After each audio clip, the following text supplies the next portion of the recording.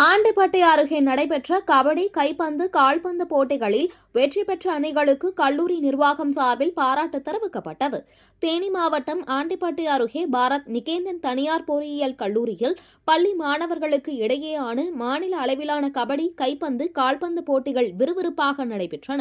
3 நாட்கள் கல்லூரி மைதானங்களில் நடைபெற்ற இந்த போட்டிகளில் தமிழகத்தில் தேனி, மதுரை, திண்டுக்கல், புதுக்கோட்டை, திருச்சி உள்ளிட்ட 10க்கும் மேற்பட்ட மாவட்டங்களைச் சேர்ந்த அரசு மற்றும் தனியார் பள்ளி மாணவர்கள் ஆர்வமாக பங்கேற்று தங்களது திறமைகளை வெளிப்படுத்தினர்.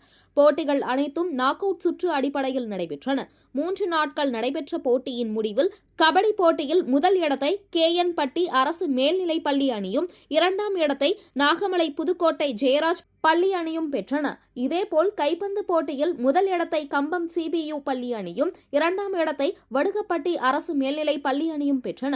கால்பந்து போட்டியில் முதல் இடத்தை ராயப்பன்பட்டி CPU பள்ளி அணியும், 2ஆம் இடத்தை தேனி வேலம்மாள் பள்ளி அணியும் பெற்றன.